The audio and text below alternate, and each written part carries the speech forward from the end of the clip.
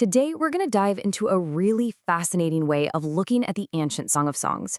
We're going to see how this incredible love poem can actually become a powerful guide for how we tend to our own inner lives. So let's get right into it.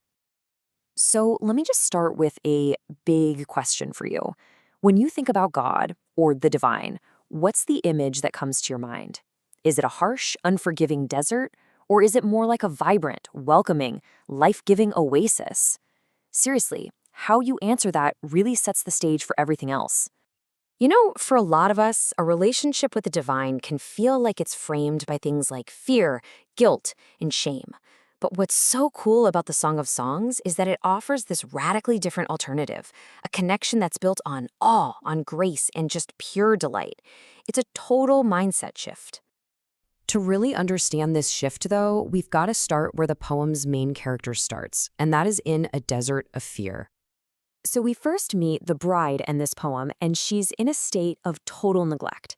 She's been mistreated by her family, right? They've forced her to take care of their vineyards, while her own vineyard, which is really a metaphor for her soul, her inner life, has been left completely unattended.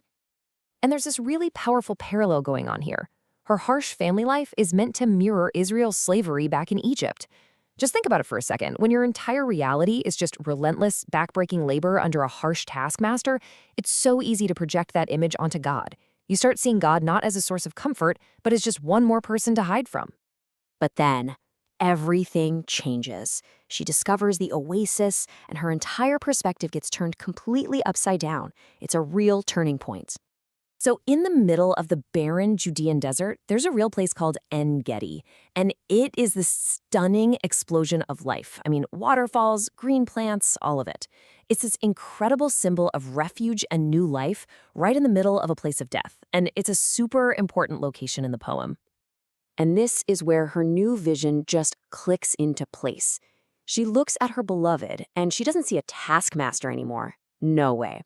Instead, she sees the life-giving beauty of En-Gedi itself.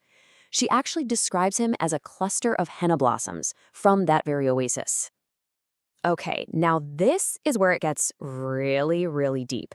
There is a profound wordplay happening in the original Hebrew that is completely lost in translation. But I'm telling you, it is the key to understanding this entire poem. All right, so the first word you need to know is kafir.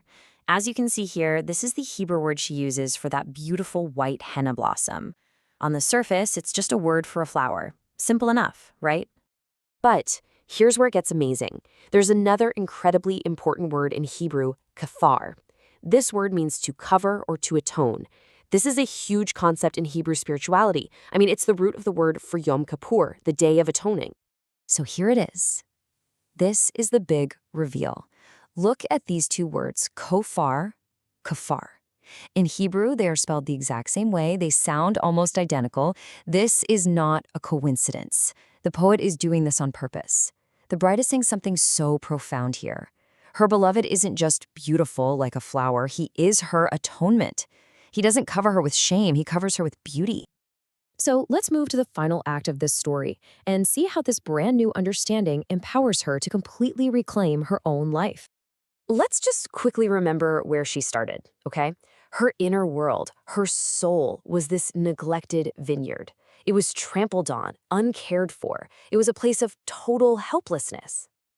And now, look at her at the end of the poem. She declares, "My own vineyard is mine to give." Wow. She has taken complete ownership. Her inner world is no longer barren. It's fruitful, it's cultivated, and it is hers to share. I mean, what an incredible transformation.